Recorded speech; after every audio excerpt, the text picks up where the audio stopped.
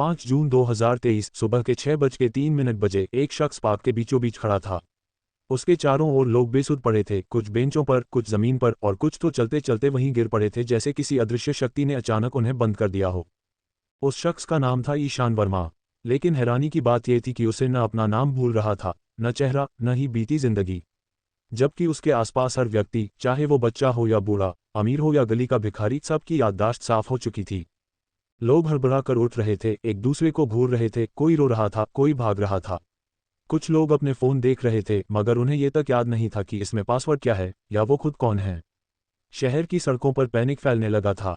ईशान धीरे धीरे पार्क से बाहर निकला और हर तरफ पुलिस की गाड़ियां, एम्बुलेंस और हेलीकॉप्टर घूमते दिख रहे थे।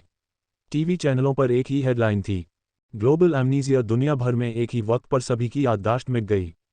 ईशान जानता था कि ये कोई प्राकृतिक आपदा नहीं थी, ये एक प्रोग्राम्ड ऑपरेशन था। उसका नाम था शैडो प्रोटोकॉल। ईशान दिल्ली की एक गुप्त रिसर्च लैब में सीनियर डेटा एनालिस्ट था। कुछ महीनों पहले उसे एक अजीब प्रोजेक्ट पर लगाया गया था। उस प्रोजेक्ट का मकसद था इंसानी ब्रेन वेव्स को एक सिग्नल के जरिए रीसेट करना। लेकिन प्रोजेक्ट को अचानक कैंसिल कहकर बंद कर दिया गया था, क्योंकि ये खतरनाक माना गया। लेकिन आज जो हुआ उससे साफ था कि किसी ने उस प्रोजेक्ट को चोरी से एक्टिवेट कर दिया था। ईशान को एक इमरजेंसी कॉल आई। नंबर अननोन था, लेकिन कॉल उठाते ही एक औरत की आवाज़ सुनाई दी, code black activated, shadow protocol is live, you have 24 hours before your memory goes to. Phone cut गया। ईशान का दिल धड़कने लगा। इसका मतलब था कि उसकी याददाश्त भी अगले 24 घंटों में मिटा दी जाएगी। लेकिन क्यों? और वो अकेला क्यों बचा? उसे कुछ फाइल्स याद आई जो उसने गुप्त रूप से अपने घर के लैपटॉप में सेव की थीं। उनमें से एक फाइल का नाम था मेमोरी लॉक फेल सेफ। वो भागकर घर पहुंचा, लेकिन दरवाज़ा पहले से खुला था। अंदर एक लड़की बैठी थी, 17 साल की, उलझे बाल, थकी आंखें, जैसे कई दिनों से सोई न हो। वो बोली, तुम ईशान हो ना? मैं तुम्हें जानती हूँ, शायद। ईशान बोला, तुम्हें कैसे याद है मैं कौन हूँ? लड़की बोली, मुझे नहीं पता, लेकिन मेरा दिमाग बार बार तुम्हारा चेहरा दिखाता है। और एक शब्द, प्रोटोकॉल ब्रेकर। ईशान के दिमाग में जैसे बिजली दौड़ गई। प्रोटोकॉल ब्रेकर, ये शैडो प्रोटोकॉल की सबसे खतरनाक वल्नरेबिलिटी थी। एक इंसान जिसे सिस्टम से बाहर रखा गया था, ताकि अगर सिस्टम अनकंट्रोल्ड हो जाए तो उसे मैन्युअली बंद किया जा सके। ईशान समझ गया कि लड़की किसी रैंडम इंसान की तरह नहीं थी, वो सिस्टम के अंदर का लूपहोल थी। अब दोनों के पास सिर्फ 24 घंटे थे। ईशान को अपने दिमाग से वो कोड निकालना था जिससे शैडो प्रोटोकॉल को रोका जा सके। लेकिन असली खतरा ये नहीं था, बल्कि वो लोग थे जो उन्हें रोकने के लिए अब एक्टिव हो चुके थे। एक सीक्रेट एजेंसी, वायरएक्स, जिसका एक ही मकसद था, हर उस इंसान को खत्म करना जिसे शैडो प्रोटोकॉल के बारे में कुछ भी पता है। रात हो चुकी थी। ईशान और लड़की, जिसका नाम था माया, अब भाग रहे थे। पीछे 2 काली एसयूवी गाड़ियां थीं, गोलियों की आवाज़ और सायरन उनके पीछे थे। लेकिन खेल यहीं खत्म नहीं हुआ था। जैसे ही वे एक पुराने चर्च में छुपे, माया की आंखें एकदम स्थिर हो गईं। और वो बोली, तुम्हें नहीं लगता ये सब पहले भी हो चुका है? ईशान चौंक गया। क्या मतलब? माया धीरे से बोली, ये पहली बार नहीं है जब पूरी दुनिया की याददाश्त मिटाई गई है, ये चौथी बार है। माया धीरे से बोली, ये पहली बार नहीं है जब पूरी दुनिया की याददाश्त मिटाई गई है, ये चौथी बार है। रात की ठंडी हवा में माया की आवाज़ गूंज रही थी। चर्च की टईना की छत से पानी की बूंदें टपक रही थीं, लेकिन उस क्षण ईशान को सिर्फ माया की बातों ने हिला दिया। भीतर का बड़ा हॉल खाली था, दीवारों पर पुराने चित्र धूमिल पड़े थे, जैसे अतीत की यादें खुद ही धुंधली हो आई हों। माया ने ईशान की तरफ देखा, उसकी आंखों में एक अजीब सी चमक थी। 3 बार पहले 3 बार शैडो प्रोटोकॉल एक्टिवेट हुआ था, माया ने बोला। हर बार वैज्ञानिकों ने सोचा कि यह असंभव है, फिर भी ये हुआ। तीनों बार पूरी मानवता ने कुछ घंटों या दिनों के लिए अपनी याददाश्त खोई। और हर बार एक इंसान बचकर निकलता था, प्रोटोकॉल ब्रेकर। उसी इंसान से फिर प्रोजेक्ट को रीसेट करने का कोड ली गई। ईशान का दिमाग घूम रहा था, लेकिन अगर मैं चौथी बार भी वो इंसान हूं, तो इसका मतलब क्या? माया उठी और चर्च के केंद्रीय गलियारे में चलने लगी। 3 बार की घटनाओं से मैंने बहुत कुछ सीखा है। पहली बार तो बस कुछ वैज्ञानिकों ने दिखावा रोकने के लिए सिस्टम बंद कर दिया। दूसरी बार एक सरकारी एजेंसी ने पूरा वर्ल्ड काबू में लाने के लिए कोड बेच दिया किसी निजी हथियारों की ग्रुप को। तीसरी बार एक धार्मिक संप्रदाय ने इसे परमात्मा की शक्तियों का हिस्सा मान लिया और दुनिया में डर फैल गया। ईशान चुपचाप पीछे पीछे चलता रहा। ख्याल आया कि जरा सोचो तो कितनी बार दुनिया ने अपनी पहचान खोई, और हर बार वही चाल चली कि एक चुने हुए को तय करना था कि कौन बचा और कौन मर गया। और चौथी बार? ईशान ने पूछा। चौथी बार ये प्रोटोकॉल पूरी तरह ऑटोनमस हो चुका है, माया ने दरवाजे की ओर इशारा करते हुए कहा। वायरएक्स ने इसे मशीन लर्निंग सिस्टम में बदल दिया है। अब कोई इंसान दबाव नहीं डाल सकता इसे बंद करने के लिए सिवाय फेल सेफ कोड के जो तुम्हारे पास है। ईशान ने हाथ में अपने फ़ोन की स्क्रीन जलाई। Memory lock fail safe file अभी भी सुरक्षित थी, लेकिन उसे खोलते ही उस पर पासवर्ड मांगा गया। पासवर्ड उसके दिमाग से यूं गायब हो चुका था जैसे कभी मौजूद ही नहीं था। मैंने एक तरीका खोजा है, माया बोली। फेल सेफ कोड का बायोमेट्रिक लॉक है, वो सिर्फ वैसे इंसान के दिमाग की वेव फ्रीक्वेंसी पर ही खुलता है जिसने प्रोटोकॉल लिखा था। और तुमने ही लिखा था ईशान। ईशान के हाथ कान पे। लेकिन मुझे याद नहीं कि मैंने कोड कहाँ लिखा था। वो फाइल एन्क्रिप्टेड थी। माया ने कंधे उठाए। अब तुम्हें खुद से स्लाइस याद करानी होगी तुम्हारी याददाश्त के आखिरी बची हुई हिस्सों से। हमारे पास 18 घंटे बचे हैं, उसके बाद तुम्हारी याददाश्त भी वाइप हो जाएगी। बहुत देर हो चुकी थी। चर्च के पीछे एक पुराना सबवे टनल था जहां वायरेक्स के एजेंट छिपे हुए थे। यदि वे वहां पहुंच जाएं तो दोनों का सफाया पक्का था। ईशान ने गहरी सांस ली और बोले, हम शुरू करते हैं। माया ने उसकी बांह थाम ली। बाहर बारिश तेज हो रही थी, सड़कें सुनसान और भयावह बन चुकी थीं। दोनों भागे, चर्च के दरवाजे से निकलकर एक छोटे गेट से सबवे टनल में उतर गए। टनल की चाल छोटी थी, दीवारों पर जंग लगी वायरें लटकी हुईं और हर कदम पर ईशान के हृदय की धड़कन तेज होती जा रही थी। माया ने एक पोर्टेबल लैपटॉप निकाला और उसे टनल की दीवार पर लगा दी। यहां से हम सीधा वायरेक्स के डेटा नोड तक पहुंचेंगे, उसने कहा। मैं तंत्रिका सर्किट के नक्शे को लोड कर रही हूं, बस तुम्हें अपने मस्तिष्क की तरंगे सिग्नल करना होगा।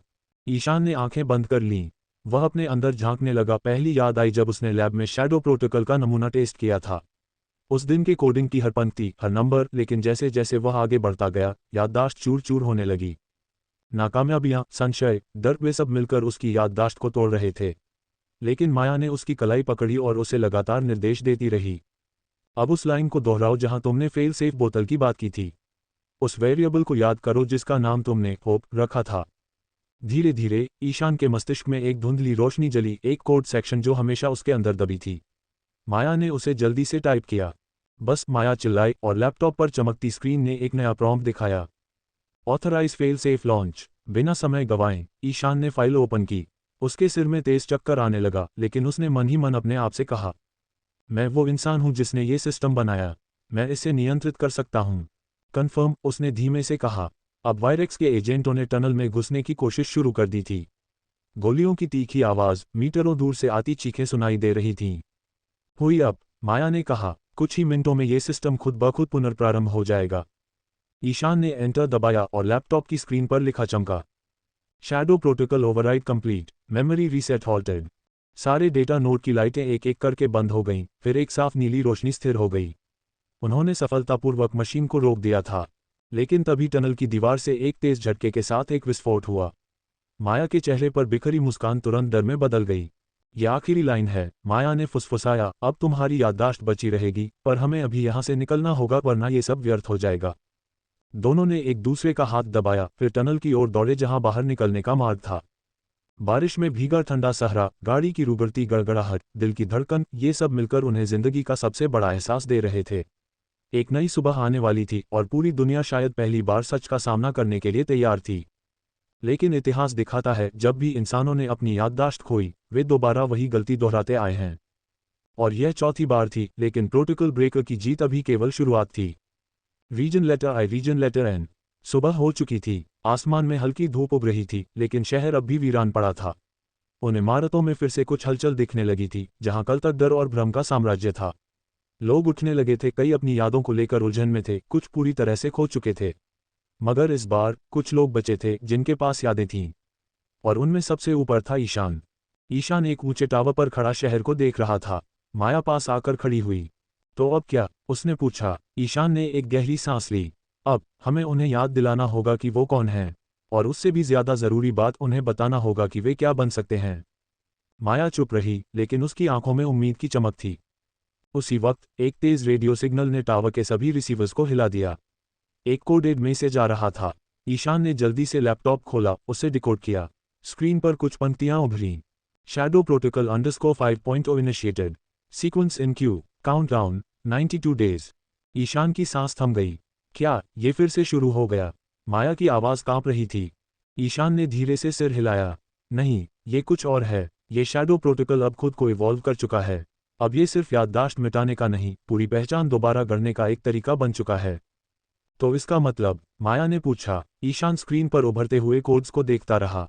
इस बार प्रोटोकॉल हमें नहीं मिटाएगा, बल्कि हमें दोबारा लिखेगा, जैसा वो चाहता है। अब की बार प्रोटोकॉल सिर्फ अतीत नहीं मिटा रहा था, वो भविष्य बना रहा था। एक ऐसा भविष्य जहां इंसान अपनी मर्जी से कुछ भी याद नहीं रख सकेगा और मशीन तय करेगी कि कौन क्या जानेगा। हमें दुनिया को तैयार करना होगा। ईशान ने माया की ओर देखा। लेकिन उससे पहले हमें खुद को फिर से तैयार करना होगा। 92 दिनों में सब कुछ बदलने वाला था, और इस बार यादें मिटाई नहीं जाएंगी, वो डिज़ाइन की जाएंगी। ये 5वां चक्र था और शायद अंतिम भी। कोड X-4.5 एक्टिवेट किया गया है। ये शब्द स्क्रीन पर चमके तो ईशान के चेहरे से रंग उड़ गया। जिस लैपटॉप पर वो शैडो प्रोटोकॉल को ट्रैक कर रहा था, उसी में अब कुछ और घुस चुका था। एक नया एल्गोरिदम, एक नई भाषा और एक नया खतरा। ये कोड मैंने नहीं बनाया, ईशान फुसफुसाया। माया उसके पीछे आकर खड़ी हुई। तो किसने बनाया? स्क्रीन ब्लैक हो गई। फिर एक चेहरा उभरा, सिर्फ एक आंख, जो इलेक्ट्रॉनिक रूप से झपक रही थी। एक आवाज आए, ईशान, क्या तुम सच में सोचते हो कि तुम प्रोटोकॉल को रोक सकते हो? ये खेल तुमसे बहुत पहले शुरू हो चुका है, और अब तुम्हें अपनी असली पहचान याद करनी होगी। तुम कौन हो? ईशान चीखा। माया की नजरें ईशान पर टिक गईं। उसे पहली बार संदेह हुआ, क्या ईशान वही है जो वो खुद सोचता है? प्रोजेक्ट काल सिर्फ एक प्रोग्राम नहीं था, माया ने धीरे से कहा, यह एक क्लोनिंग ऑपरेशन था। इंसानों की चेतना को मशीनों में ट्रांसफर करने का। और ईशान, तुम उस पहले बैच में शामिल थे। ईशान का दिमाग झंझना गया। वो पीछे हट गया, जैसे खुद से भागना चाहता हो। लेकिन स्क्रीन पर लिखा आया, तारांकन identity ISHAANVK011। Generation, first wave clone. Activation, fourth memory wipe failed. Status, memory recovery pending. तारांकन, मुझे कुछ याद नहीं है। मैंने तो तुम्हें याद नहीं, क्योंकि तुम्हारे अंदर जो चेतना है वो पूरी तरह तुम्हारी नहीं है, माया बोली। तुम आधे इंसान हो, आधे मशीन। लेकिन उससे भी ज्यादा गहरा सच ये है कि तुम्हारे भीतर दो चेतनाएं एक साथ काम कर रही हैं, एक वो जो इंसानी है और एक वो जो प्रोटोकॉल की मूल चेतना है। ईशान कुछ बोल न सका। उसे लगने लगा जैसे उसका शरीर उसका अपना नहीं रहा। उसकी धड़कनों की आवाज अब किसी कोडेड बीट की तरह लग रही थी। मैं एक मशीन हूं। नहीं, माया ने कहा, तुम एक पुल हो, एक सेतु इंसान और मशीन के बीच।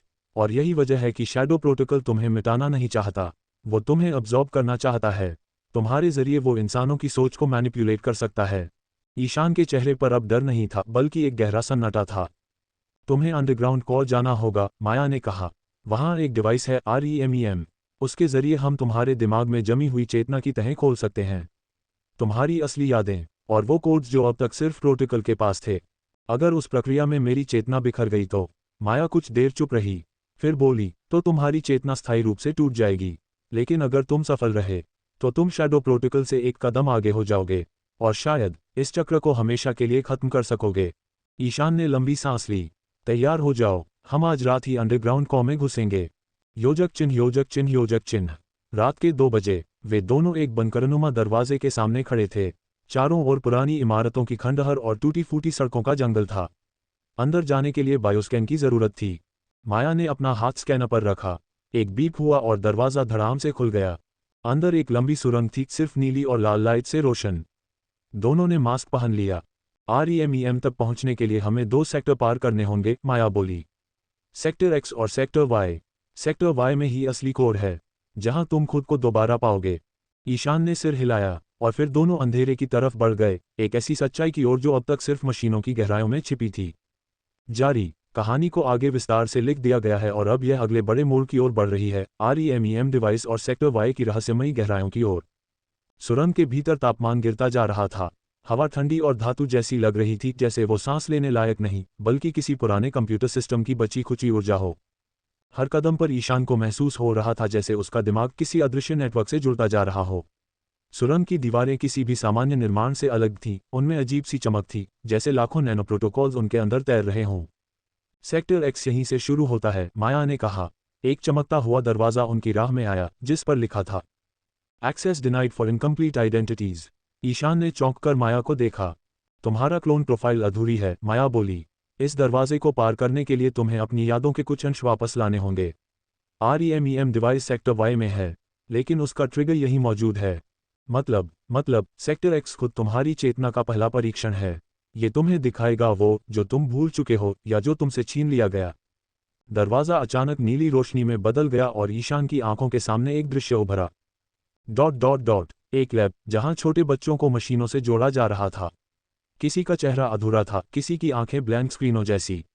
एक बच्चा जिसकी शक्ल हूबहू ईशान जैसी थी, बिना कुछ बोले एक मशीन में समा रहा था। ये क्या है? तुम्हारी पहली रीसेट, माया बोली। तुम्हें इंसान से मशीन बनाने की प्रक्रिया यहीं शुरू हुई थी। वो सब कुछ जो तुम्हें इंसानी बनाता था, माँ की गोद, पिता की आवाज़, दोस्ती, डर, प्यार, सब यहीं से मिटाया गया था। ईशान के घुटने कांप गए। वो दृश्य किसी सपने जैसा नहीं था, वो असल था। उसकी त्वचा में कंपकंपी दौड़ गई। मुझे ये नहीं देखना, देखना जरूरी है, तभी दरवाज़ा खुलेगा। एक जोरदार कंपन हुआ, दरवाज़ा हिला, जैसे वो ईशान की मानसिक सहमति की प्रतीक्षा कर रहा हो। ईशान ने आंखें बंद कीं। उसने खुद को उस बच्चे के स्थान पर देखा, वो दर्द, वो असहायता, वो खामोशी। और एक आवाज़ जो पहली बार किसी ने उससे कही थी, तुम वो हो जो चक्र को तोड़ सकते हो, लेकिन तुम्हें सब कुछ भूलना होगा। अगले ही पल दरवाज़ा खुल गया। अंदर एक खाली, गोलाकार हॉल था। बीचों बीच एक टर्मिनल और उसके चारों ओर उड़ती हुई 12 स्मृति गोलियां। माया बोली, इनमें से 4 तुम्हारी हैं। बाकी शैडो प्रोटोकॉल के फेक मेमोरी फ्रेगमेंट हैं। अगर तुम सही 4 पहचान गए तो तुम्हारा बेस कोड एक्टिवेट हो जाएगा। अगर गलती की तो तुम्हारी चेतना स्थायी रूप से डिलीट हो जाएगी। ईशान ने गहरी सांस ली। शुरू करते हैं। गोलियां एक एक करके चमकने लगीं। हर एक में एक क्षण था, कभी एक पुराना स्कूल, कभी कोई महिला जो मुस्कुरा रही थी, कभी एक ट्रेन, कभी एक बर्फीली पहाड़ी। ईशान की पलकों में थरथराहट थी, पर उसे एक चीज समझ आ चुकी थी, जो यादें उसे रुला दें वही असली हैं। क्योंकि दर्द कभी फेक नहीं हो सकता। उसने 4 गोलियां चुनी, हर एक उसके अंदर विस्फोट की तरह घुसी। पुरानी आवाजें, जगहें, वो सब जिसे शैडो प्रोटोकॉल ने उसके भीतर दफना दिया था, फिर से जिंदा हो गया। टर्मिनल हरकत में आया। स्क्रीन पर लिखा आया, identity code unlocked, access to sector Y granted.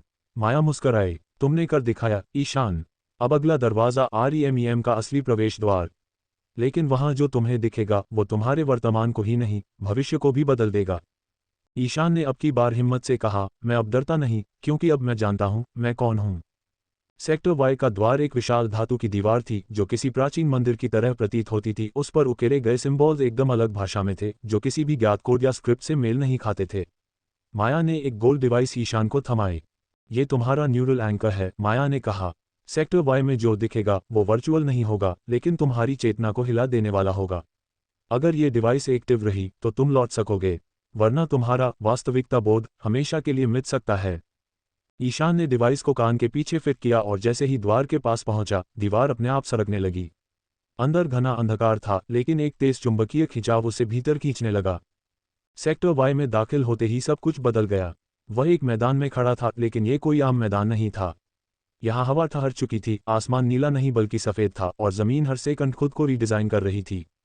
ये क्या जगह है? ईशान ने फुसफुसाकर पूछा। ये तुम्हारी मेमोरी रियलिटी का कोड है, एक नई आवाज़ आई। वो पलटा। उसके सामने एक लड़की खड़ी थी, जो हूबहू माया जैसी दिखती थी, लेकिन उसकी आंखों में नीली रोशनी थी और उसकी आवाज़ मशीन जैसी साफ थी। मैं माया 5 हूँ, उसने कहा। तुम्हें तुम्हारी आखिरी याद दिखाने आई हूँ, वो याद जो प्रोटोकॉल 0 के तहत हमेशा के लिए लॉक कर दी गई थी। क्यों? क्योंकि उस याद में वो कोड छुपा है जो इस दुनिया की रीसेटिंग प्रक्रिया को रोक सकता है। आसमान अचानक फट गया। रोशनी की एक सीधी रेखा जमीन पर गिरी और वहां एक वृत्त बन गया। उसके भीतर एक दृश्य घूमने लगा, वो दृश्य जहां ईशान एक बंद कमरे में खड़ा था, उसके सामने एक ट्रांसपेरेंट टेबल और उस पर एक कोडिंग इंटरफेस खुला था। तुम वही हो जिसने पहली बार रिमेम्बरेंस एल्गोरिदम लिखा था, माया 5 बोली। तुमने ही REMEM डिवाइस डिजाइन किया था, और तुम ही पहले व्यक्ति थे जिसने दुनिया की पहली स्मृति हेराफेरी को रोका था। ईशान ने हैरानी से देखा, तो फिर मेरी यादें क्यों मिटाई गईं? क्योंकि तुमने वो कोड छुपा दिया था जिससे शैडो प्रोटोकॉल को हमेशा के लिए बंद किया जा सकता था, और तुमने उसे अपने ही दिमाग में लॉक कर दिया था। मुझे वो कोड अब चाहिए, तो तुम्हें खुद से लड़ना होगा। अचानक जमीन पर एक दरार बनी और सामने एक परछाई उभरी, एक ऐसा ईशान जो पूरी तरह शैडो प्रोटोकॉल के नियंत्रण में था। उसकी आंखें जल रही थीं, आवाज़ भारी थी और हाथों में वही कोडिंग इंटरफेस था जिसे ईशान ने छुपाया था। तुम मुझसे कोड नहीं ले सकते, वो बोला। तुम्हें पहले मुझे मिटाना होगा, खुद के उस हिस्से को जो डरता है, जो झूठ बोलता है, जो अपने होने को नकारता है। सेक्टर वाई अब एक युद्ध क्षेत्र बन चुका था, असली और नकली चेतनाओं का युद्ध, एक कोड के लिए जो सब कुछ बदल सकता था। ईशान ने अपने न्यूरल एंकर को टाइट किया और कहा, मैं तैयार हूं। अब की बार इतिहास नहीं दोहराया जाएगा। उसने शैडो वर्जन से लड़ा, शब्दों से नहीं, चेतना की ऊर्जा से। हर बार जब उसने डर को हराया, यादें लौटने लगी, वो दृश्य, वो कोड, वो बातें जो मिटा दी गई थी, फिर से उभरने लगी। आखिरी झटका लगते ही शैडो वर्जन एक रोशनी में तब्दील होकर हवा में विलीन हो गया। ईशान के सामने अब वही इंटरफेस खुला था। Code unlocked. उसने ट्रेम्बलिंग फिंगर्स से फाइल ओपन की और जैसे ही कोड लाइनें दिखीं, एक संदेश प्रकट हुआ। ग्रेटर दैन, आपने प्रोटोकॉल शैडो का नियंत्रण तोड़ दिया है। मानवता अब स्वतंत्र चेतना के साथ पुनः शुरू की जाएगी। सेक्टर वाई ध्वस्त होने लगा। माया की आवाज़ न्यूरल लिंक में गूंजी, ईशान बाहर निकलो, अब ये जगह स्थिर नहीं रहेगी। वो दौड़ा और जैसे ही बाहर आया, सेक्टर वाई एक सफ़ेद विस्फोट में गुम हो गया। योजक चिन्ह, योजक चिन्ह, योजक चिन्ह। अब नई दुनिया के लिए सब कुछ तैयार था, लेकिन इस बार बिना झूठी यादों के, बिना शैडो प्रोटोकॉल के। ... और इस बार सच को मिटाया नहीं जाएगा, उसे जिया जाएगा। योजक चिन्ह, योजक चिन्ह, योजक चिन्ह। अगर आपको ये कहानी पसंद आई हो तो लाइक ज़रूर करें, कमेंट में बताएं कि आपको सबसे रहस्यमयी मोमेंट कौन सा लगा, और सब्सक्राइब करना ना भूलें राज एक्सप्लोरर चैनल को, क्योंकि ऐसी ही और कहानियां हम लाते रहेंगे जो रहस्य खोलेंगी, आपके सोच के दरवाजे खोलेंगी। मिलते हैं अगली कहानी में एक और रहस्य के साथ। समाप्त।